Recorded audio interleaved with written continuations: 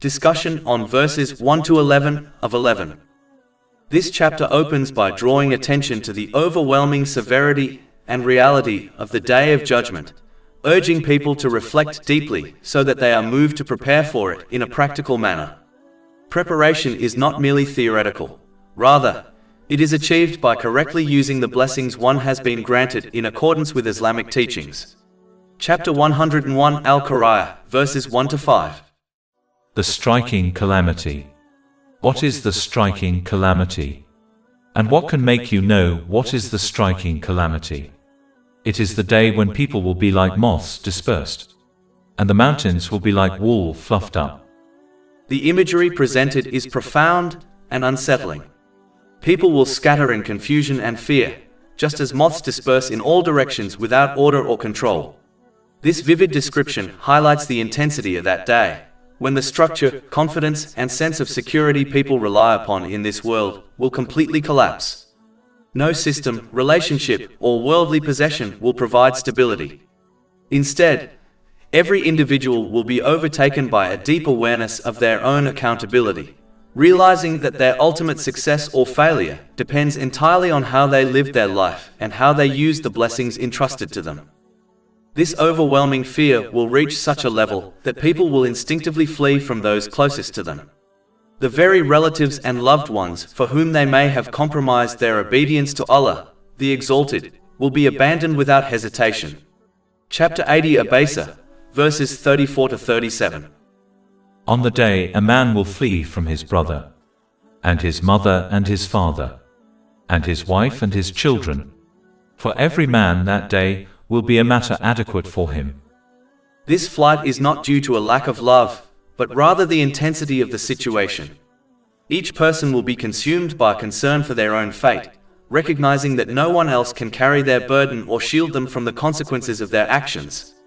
This reality exposes a critical misunderstanding held by many in this world, that pleasing others at the expense of obedience to Allah, the Exalted, will somehow benefit them. On that day, it will become clear that such compromises were misplaced, as those same people will neither be able to help nor even turn towards one another. It is important to understand that Islam does not encourage abandoning family ties or neglecting the rights of relatives. On the contrary, maintaining family relationships is a central teaching. However, it teaches balance and proper prioritization. A person must fulfill the rights of their relatives with kindness, care, and responsibility, but without allowing this to lead them into disobedience to Allah, the Exalted. True wisdom lies in placing everyone in their correct position within one's life, giving each their due right without compromising what is owed to the Creator. Unfortunately, some individuals allow emotional attachment and loyalty to override this balance. They may commit sins, pursue unlawful means of provision, or neglect their religious duties in order to please their relatives. This misplaced prioritization leads to the misuse of blessings, and ultimately results in regret. The scenes of the Day of Judgment clearly demonstrate the consequences of such choices, showing that those for whom one disobeyed Allah, the Exalted, will not stand by them when it truly matters. Therefore, a person must support others, especially their relatives, only in what is good and beneficial, and never in wrongdoing, regardless of the strength of their relationship. Chapter 5 Al-Ma'idah, verse 2. And cooperate in righteousness and piety, but do not cooperate in sin and aggression. Furthermore, if this is the state of even the closest family bonds, then the condition of friendships, often less deeply rooted, becomes even more precarious. Many friendships in this world are formed upon shared desires, habits, or worldly interests, rather than upon righteousness.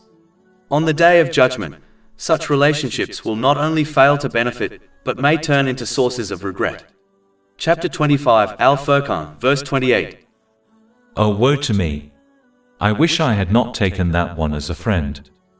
This regret stems from the realization that certain friendships led a person away from obedience and encouraged negligence or sin. Instead of being a source of support, they became a cause of misguidance. This highlights the importance of carefully choosing companions, as their influence shapes one's actions and ultimately one's outcome. In contrast, the only relationships that will endure and bring benefit on that day are those built upon righteousness and obedience to Allah, the Exalted. Chapter 43 Az-Zukhruf, verse 67. Close friends that day will be enemies to each other except for the righteous. This exception is crucial. It shows that relationships grounded in faith, sincerity, and mutual encouragement towards good will not only survive but will become a source of support and comfort. Such individuals aided one another in correctly using their blessings, maintaining obedience, and preparing for their accountability, and thus their bond will transform into a means of salvation. In conclusion, the message is clear. A person must organize their relationships around obedience to Allah, the Exalted, rather than allowing relationships to dictate their obedience. By doing so, they ensure that their family ties and friendships become sources of strength, guidance, and success, leading to peace of mind in this world and security in the hereafter. Allah, the Exalted, further encourages the practical preparation for Judgment Day by highlighting the two profoundly different possible outcomes a person can experience through their accountability and final judgment. Chapter 101 Al-Qariah, verses 6 to 9. Then as for one whose scales are heavy with good deeds, he will be in a pleasant life. But as for one whose scales are light, his refuge will be an abyss. The reality of accountability on the Day of Judgment is not merely a matter of belief. It is a necessary conclusion drawn from reflection upon the world itself. When one observes the universe with sincerity, they find it governed by precise balance and harmony. The earth is situated at an exact distance from the sun, such that even the slightest variation would make life impossible. The water cycle operates with remarkable precision, sustaining all living beings without excess or deficiency. The ground itself embodies balance. It is sufficiently soft to allow fragile shoots to emerge and grow, yet firm enough to support immense structures and mountains. These examples, along with countless others, do not simply point to the existence of a creator, but to a creator whose actions are defined by perfect balance and wisdom. Yet, when one turns to human conduct, a striking imbalance becomes apparent. Throughout history and in everyday life, oppressors are often seen to escape justice, while the oppressed endure suffering without receiving their full due. Many who sincerely obey Allah, the Exalted, face trials, hardships, and limitations, receiving only a fraction of their reward in this world. Meanwhile, those who openly disregard divine guidance may appear to flourish, enjoying wealth, status, and comfort. This apparent imbalance cannot be the final state of affairs. Just as balance is evident throughout creation, it must also be established in the outcome of human actions. Since this complete justice is not realized in this temporary world, it necessarily points to another stage of existence in which every deed will be accounted for with absolute fairness, namely, the Day of Judgment. Although Allah, the Exalted, has the power to fully reward and punish within this world, His wisdom dictates otherwise. One of the profound reasons for delaying complete recompense is that He grants people repeated opportunities to reflect, repent, and reform their behavior. If immediate and total punishment were enforced, many would be deprived of the chance to correct themselves and attain forgiveness. Likewise, the full reward of the righteous is not granted here because this world is not the final abode of peace and perfection. Rather, it is a place of testing where actions are sown, while the hereafter is where their fruits are fully realized.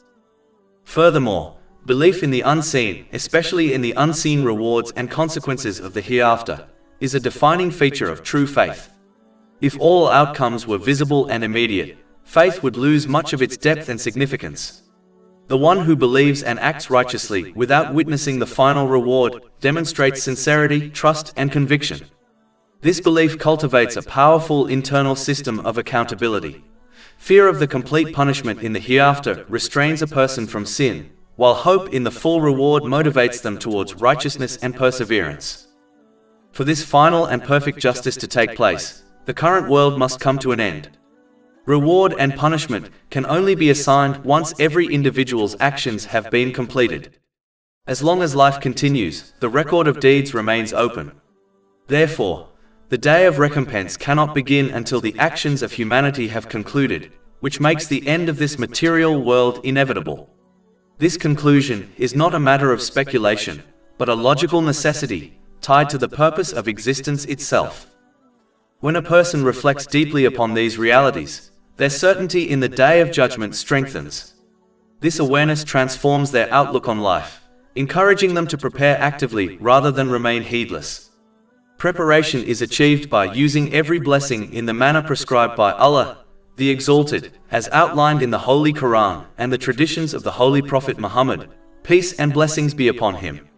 Through this conscious and disciplined approach, a person attains true balance within themselves, organizing their priorities correctly and placing everything and everyone in their rightful position. As a result, they achieve peace of mind in this world and secure lasting success in the hereafter. Chapter 45 Al-Jatiyah, verse 22. For Allah created the heavens and the earth for a purpose, so that every soul may be paid back for what it has committed, and none will be wronged. Chapter 101 Al-Qariah, verses 6 to 9. Then as for one whose scales are heavy with good deeds, he will be in a pleasant life. But as for one whose scales are light, his refuge will be an abyss. It is vital for a person to regularly examine their own actions, for no one is more aware of the reality of their deeds than themselves, except Allah the Exalted. When an individual engages in sincere self-assessment, this honest reflection naturally leads them to repent from their mistakes and motivates them to pursue righteous deeds, which includes using the blessings they have been granted in ways pleasing to Allah the Exalted.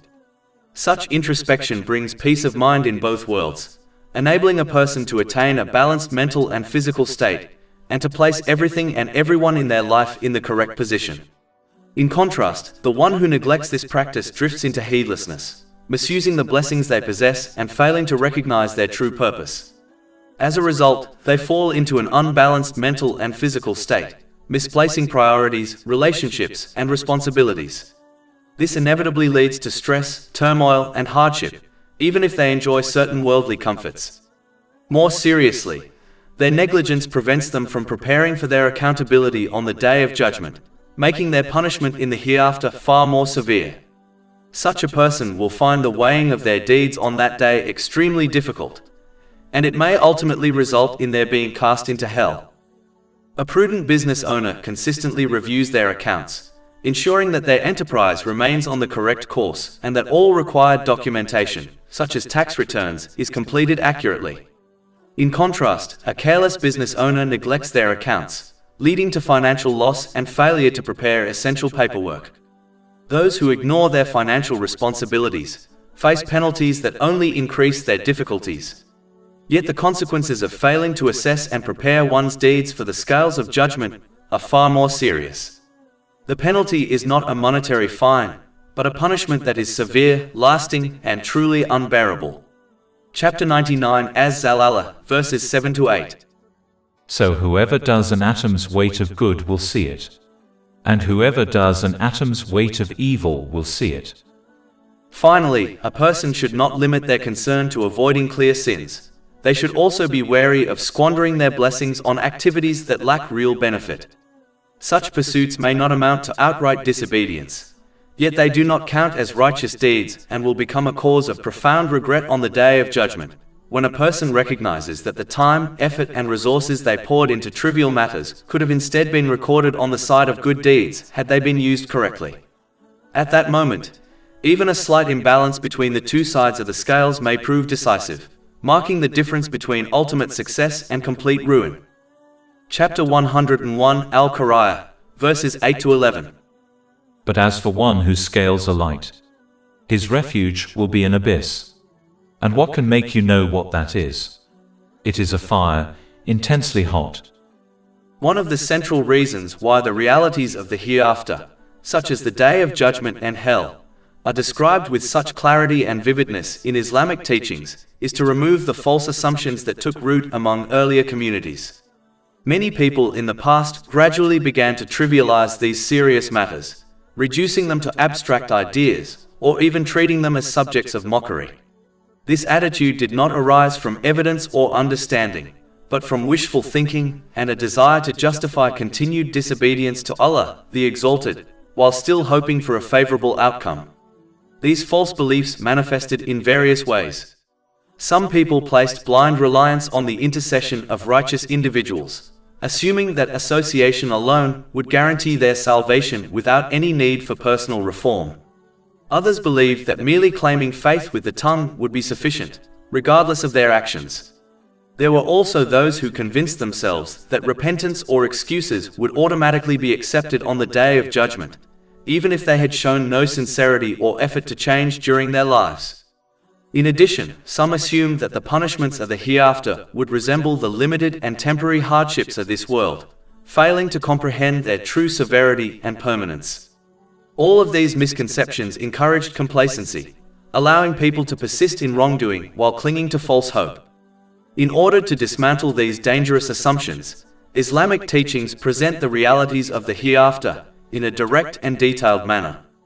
The vivid descriptions are not intended to overwhelm or drive people into despair, but rather to awaken them from heedlessness and to instill a clear understanding of the consequences of their choices.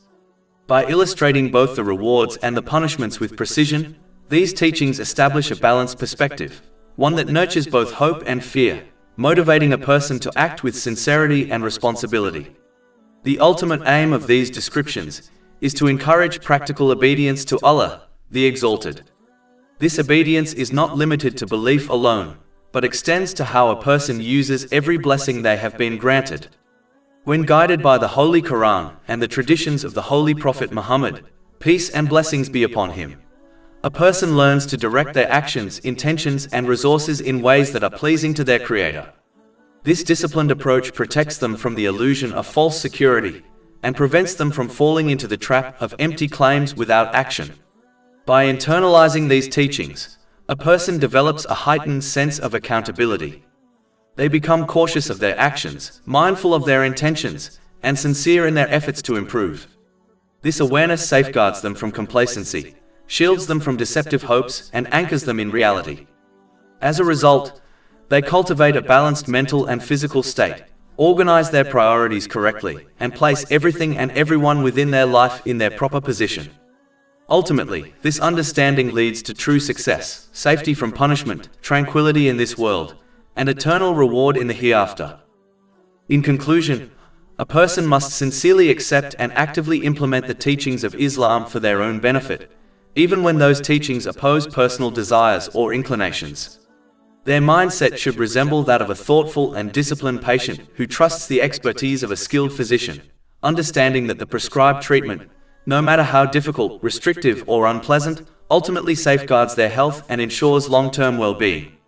Just as such a patient attains both physical and mental stability through consistent adherence to medical guidance, the one who submits to divine instruction attains inner clarity, balance, and lasting tranquility. This is because only Allah, the Exalted, possesses complete and perfect knowledge of human nature and existence. He alone knows what is required for a person to achieve a sound mental and physical state, and to correctly organize every blessing, responsibility, and relationship within their life. Human knowledge, no matter how advanced or refined it becomes, can never reach this level of perfection.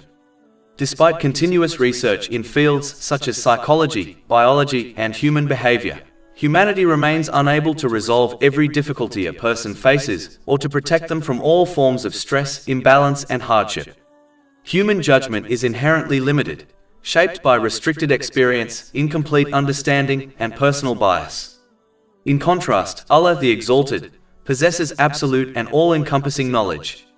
Out of His wisdom and mercy, He has provided humanity with the guidance necessary for a balanced and harmonious life, through the Holy Quran and the teachings of the Holy Prophet Muhammad, peace and blessings be upon him. When one reflects upon the lives of those who adhere to this guidance compared to those who neglect it, the difference becomes clear. Those who live according to divine teachings tend to exhibit stability, sound judgment, and order in their affairs, while those who turn away from this guidance often experience confusion, imbalance, and inner unrest. Although a patient may trust their doctor without fully understanding the science behind their treatment, Allah, the Exalted, does not command blind following. Rather, He invites people to think deeply, to observe the world around them, and to recognize the truth of His guidance through clear signs and evidence. He calls people to approach His teachings with insight, sincerity, and fairness, not with blind imitation or prejudice. Chapter 12 Yusuf, verse 108. Say, this is my way, I invite to Allah with insight, I and those who follow me. Furthermore, Allah, the Exalted, alone governs the inner state of a person, the spiritual heart, which is the true source of peace and tranquility. He alone grants contentment and withholds it, according to His wisdom. Chapter 53 and Najm, verse 43. And that it is He who makes one laugh and weep. This makes it evident that true peace of mind is not found in worldly achievements, possessions or desires, but in using the blessings one has been given in accordance with divine guidance. Those who align their lives with the commands of Allah, the Exalted, attain balance, stability, and serenity in all aspects of their existence. In contrast, those who misuse their blessings fall into confusion, disorder, and distress, regardless of the outward comforts they may possess. Therefore, genuine tranquility, mental, physical, and spiritual, can only be achieved by living in accordance with the wisdom revealed by Allah, the Exalted, and by recognizing that His guidance is the only path that leads to harmony, success, and lasting peace in both this world and the hereafter. Chapter 16 and Nahl, verse 97. Whoever does righteousness, whether male or female, while he is a believer, we will surely cause him to live a good life, and we will surely give them their reward in the hereafter according to the best of what they used to do. All praise is due to Allah, Lord of the worlds, and may peace and blessings be upon His final messenger, Muhammad, his noble family and companions.